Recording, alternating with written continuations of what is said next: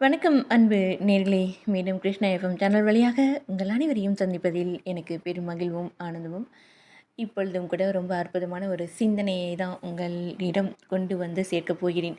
இந்த சிந்தனை பற்றி அடிக்கடி பெரும்பாலும் நீங்கள் அகத்தில் தேடி அலைந்திருப்பீர்கள். ஆனால் ஆம் இப்படி நானும் சிந்தித்திருக்கிறேன் என்று நீங்கள் நினைத்திருந்தால் இந்த வாசிப்பு முழுவதையும் கேட்டுவிட்டு நீங்கள் தங்களுடைய கருத்துக்களை பதிவு செய்யுங்கள் என்று சொல்லிக்கொண்டு, இதோ அற்புதமான இந்த சிந்தனையை உங்களிடம் சொல்லப் போகிறேன். அதாவது ஓசோவின் சிந்தனை அப்படின்னு தான் இதை நினைக்கிறேன். நான் ஒரு அற்புதமான பதிவை வாசித்ததில் எனக்கு கிடைத்தது. அதாவது நானாக உணரும் அந்த தருணம் அப்படின்னு சொல்லலாம் அல்லவா? அப்படியான ஒரு பதிவு தான் இது. நீங்கள் கேட்க உங்களுக்கு நீங்களாக உணர வேண்டும் என்று நீங்கள் நினைத்தால் இந்த பதிவை தொடர்ந்து கேளுங்கள். இல்லை என்றால் அப்படியே விட்டுவிட்டு வேறு பதிவுக்கு சென்று விடுங்கள் என்று சொல்லிக்கொண்டு, இதோ அற்புதமான இந்த சிந்தனை உங்களுக்காக. உங்களை மீட்டு எடுக்க வேண்டுமா?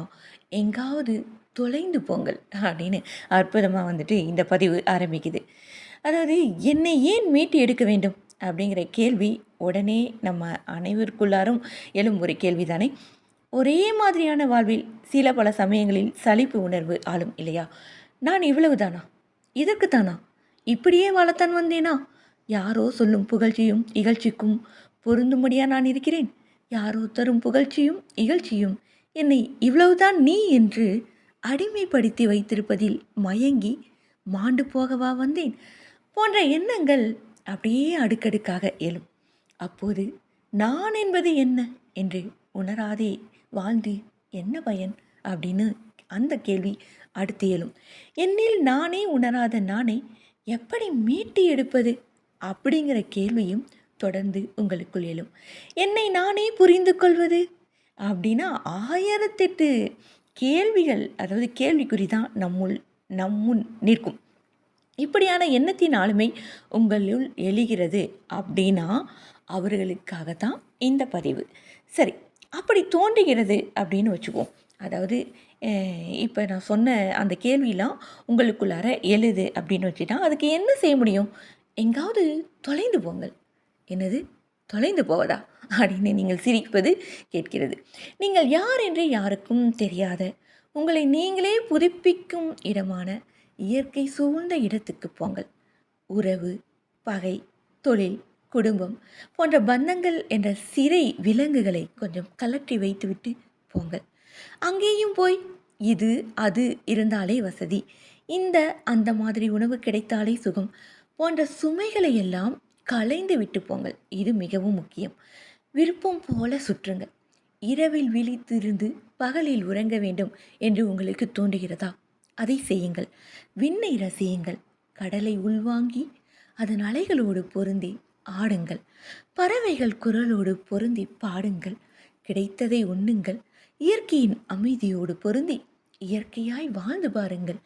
உங்களை நீங்கள் உணராதே கூட நேசிக்கும் சூரியன், சந்திரன், நட்சத்திரம், தழுவும் காற்று, அது எங்கோ இருந்து உங்களுக்கு என்றே சுமந்து வரும் சுகந்தமான வாசனை, உங்களை புனிதப்படுத்த வான் பொழியும் மழையென்றே ஆசீர்வாத நீர், உங்கள் மீறி உங்கள் உள்ளே ஊடுருவி அணு அணுவாய் பாயும் வெப்பம் அல்லது குளிர், நீங்கள் யாரென்றே தெரியாத உங்களோடு இயல்பாய் பழகும் உயிர்களின் நேசம் என்று ஒவ்வொன்றையும் உள்வாங்குங்கள். இது அது எனக்கு ஆகாது என்றோ, இது அது எனக்கு சேராது என்றோ உங்களுள் திணிக்கப்பட்ட பொய்கள் எல்லாம் தகர்ந்து வெடித்து சிதறும் அற்புதத்தை நீங்கள் உணருவீர்கள். உங்களுள் நீங்களே புதிதாய் பிறப்பீர்கள்.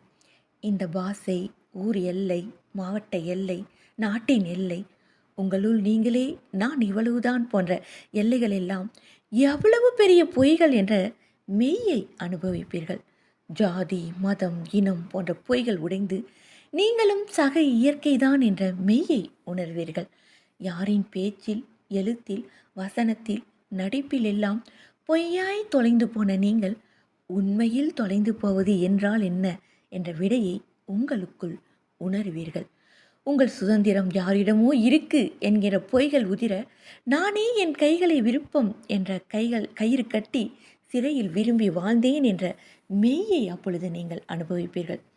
அப்போதே உங்களுக்கு நீங்களாகவே கிடைப்பீர்கள். இறைவனும் இயற்கையும் ஒன்றுதான். இரண்டுமே உங்களோடு கலந்தே இருக்கிறது. என்றும் எப்போதும் நீங்காமல் இருக்கிறது.